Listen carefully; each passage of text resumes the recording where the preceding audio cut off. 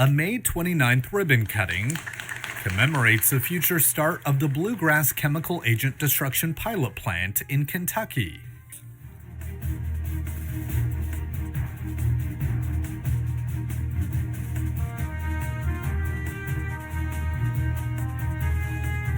More than 500 tons of weaponized chemical agent has been stored at the Bluegrass Army Depot since the 1940s. Pilot Plant, or BGCAP, is a state-of-the-art facility which is destroying 523 tons of chemical weapons stored at the Bluegrass Army Depot near Richmond, Kentucky, in a safe and environmentally compliant manner.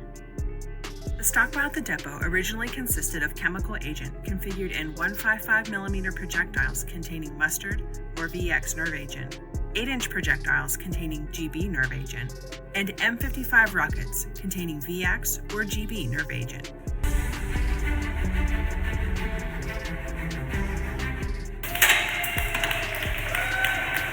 The final munition in Kentucky's and the nation's chemical weapons stockpile, destroyed July 7th, 2023.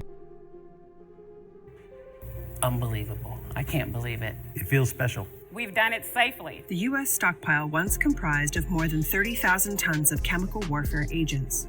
It took many years to complete the difficult task, but by 2012, 90% of the stockpile was eliminated. But the aging weapons brought new obstacles. Destroying the remainder posed a greater challenge because it involved the more complicated approach of neutralizing the chemicals in these munitions. However, it was absolutely the right thing to do for the people living near these activities and our environment. In January 2020, the main plant began operations using neutralization to destroy chemical agent in projectiles and rockets. There's still more work to be done to close the Bluegrass plant safely.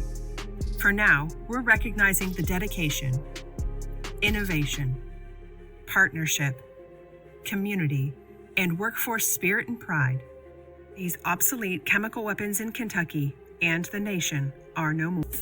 The Program Executive Office Assembled Chemical Weapons Alternatives, or PEO ACWA, was responsible for safely eliminating the remaining stockpile and is closing the plants while protecting the workforce, public, and environment. We're destroying old, outdated, dangerous chemical weapons that makes this community safer to live in and to raise a family in. Meanwhile, 2 static detonation chamber units supplemented the main plant by processing drained rocket warheads and rockets not suitable for processing in the main plant.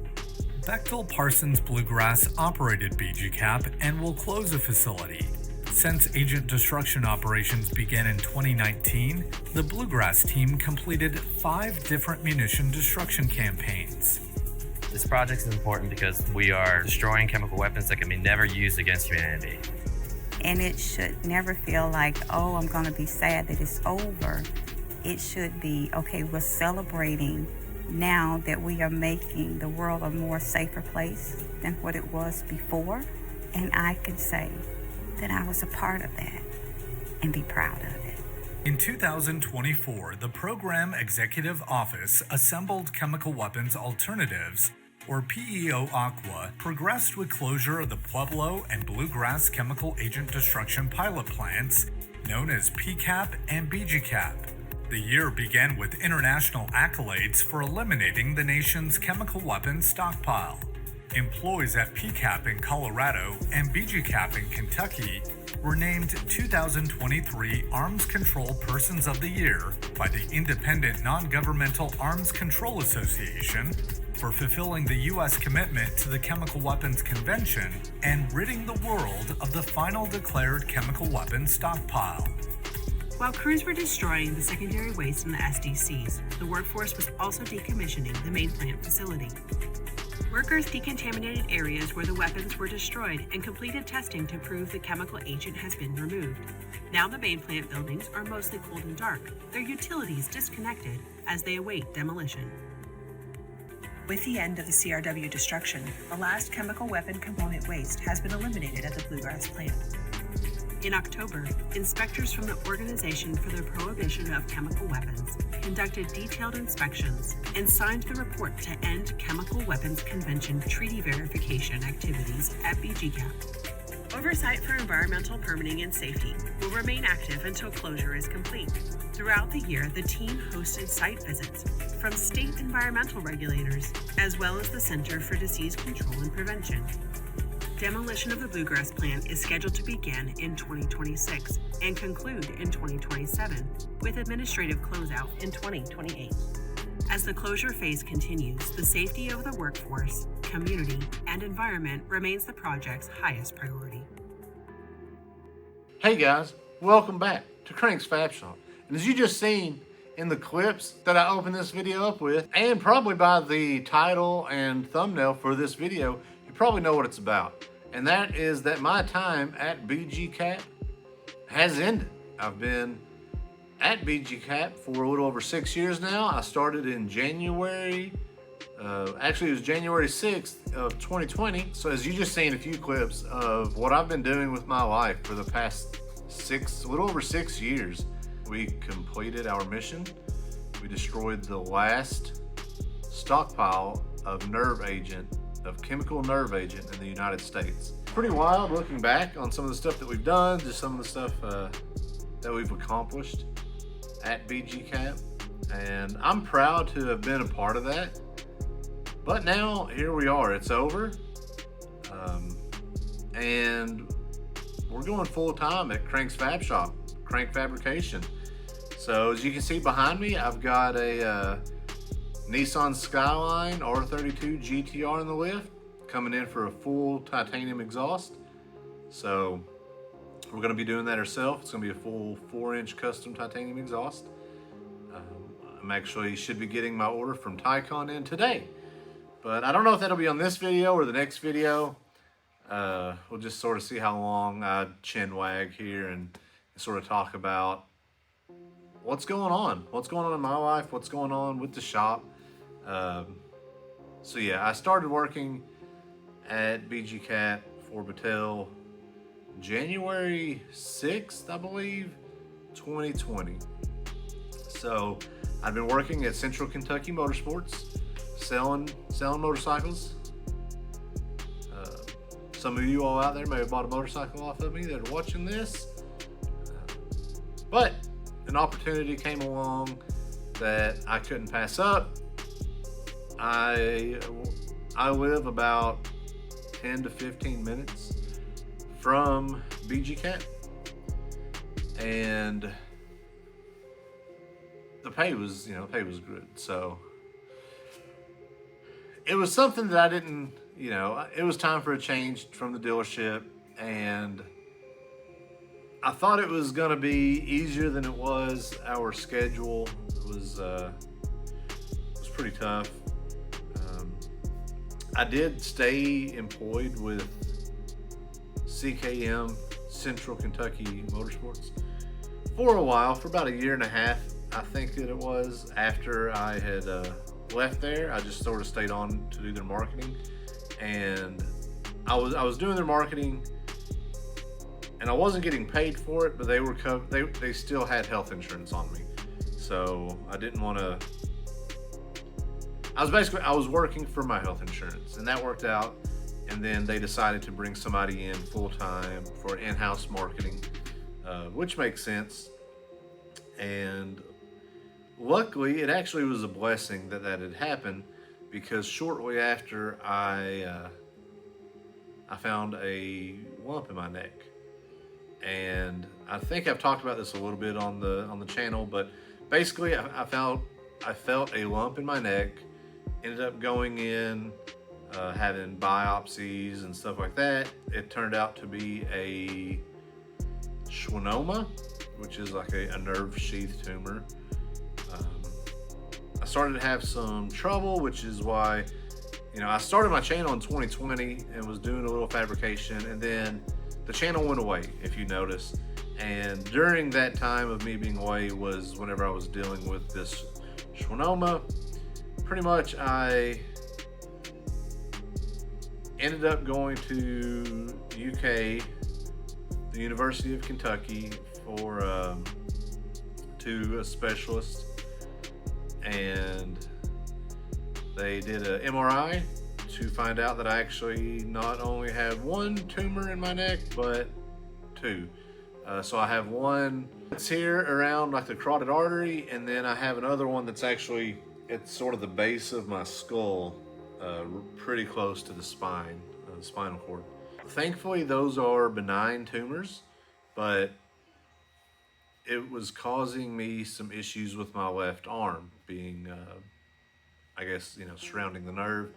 I was having a lot of sharp pain just suddenly down my left side.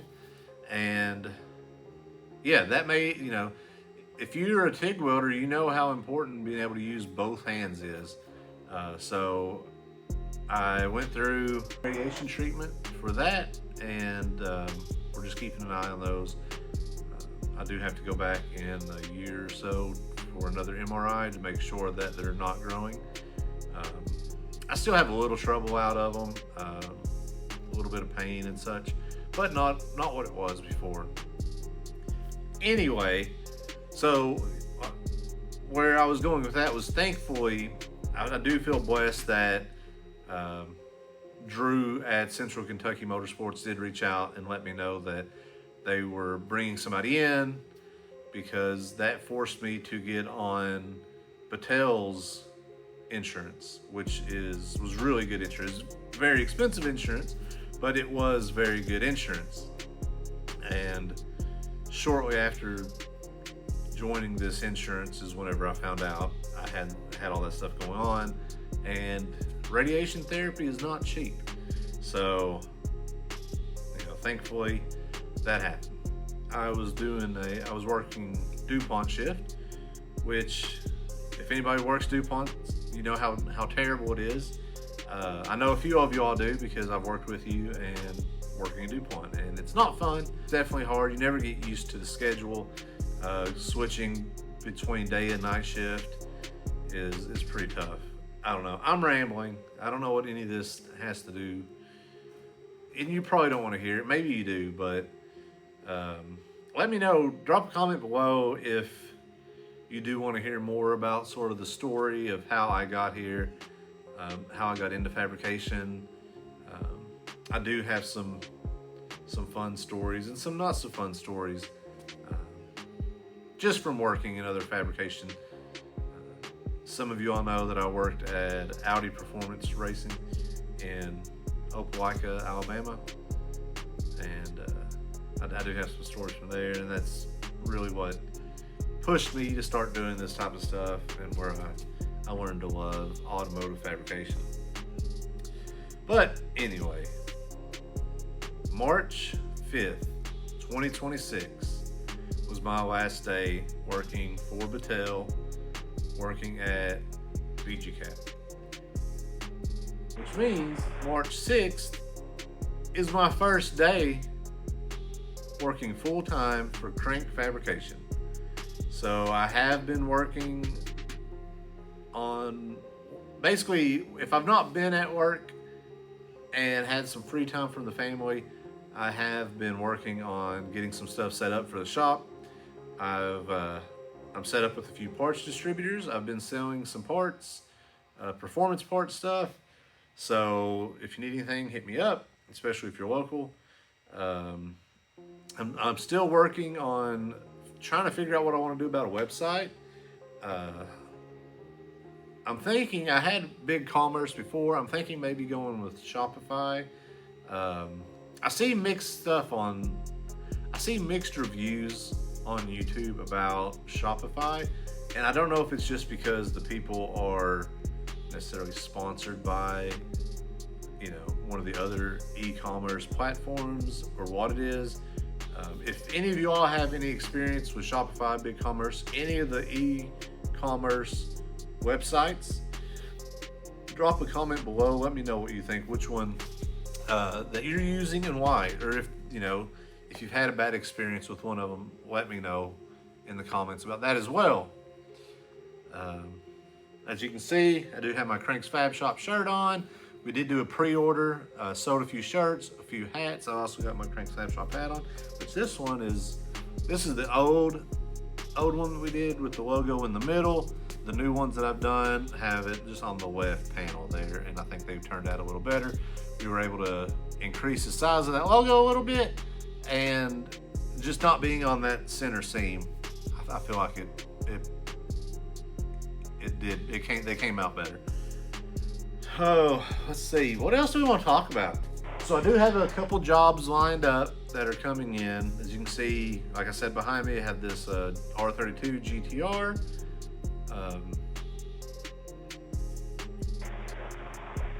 And I have a couple other jobs coming in behind that, and then I got my own stuff I'm going to be working on. So I'm going to prioritize shop work.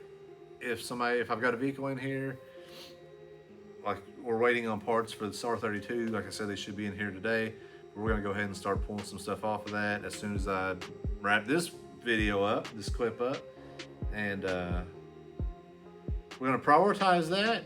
And when we have downtime, we're going to be doing shop stuff, either, you know, shop projects. I need to get my 63 on the road. Really, I have about a month maybe that I really need to have this thing on the road driving. We're going to go into town to see if I can get an engine for this thing. So, and I need to take my transaxle out and take it and see about getting it some gears changed in it, so we'll have a little bit better top end. That's where we're at on that. I need to work on it. Need to start just getting stuff back together, cleaning stuff up, painting stuff, figuring out what parts I need to order. I know I need to order the gosh dang seat rails, and I keep forgetting. I really need to get my seat rails so I can weld those in before I paint this pan. I don't know. I've probably talked long enough for a short video. I don't know how many clips I'll be able to basically get from, I guess it's probably ACWA that I'll be getting it from, the assembly, chemical agent, something, weapons alternatives. I don't know.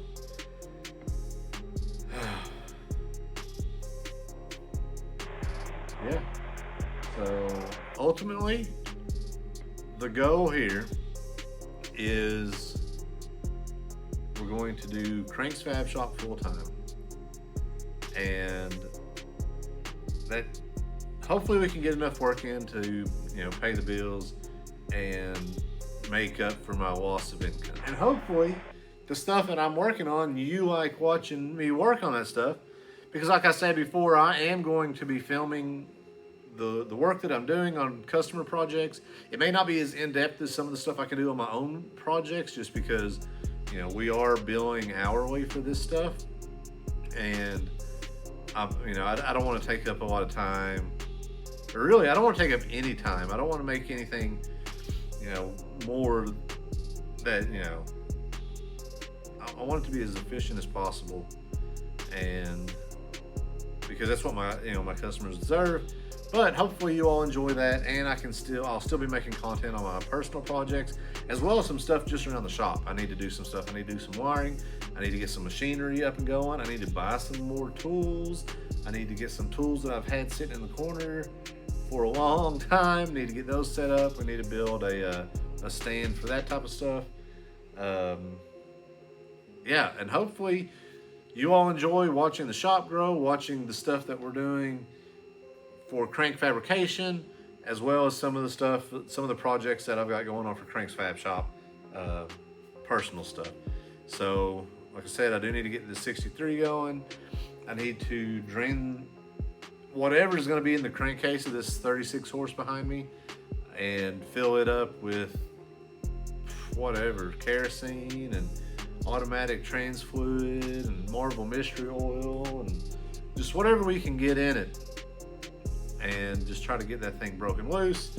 Hopefully it's not too bad. We will do a video. I want to fill it up with that, let it sit for a while, let it soak. Hopefully it'll break loose. We'll throw some oil in it and see if we can get this thing to start. Anyway, guys, depending on how this video is going up until this point, we'll see you in just a minute underneath of this R32, or you'll catch that on the next video. Thanks for watching. God bless. We'll see you later.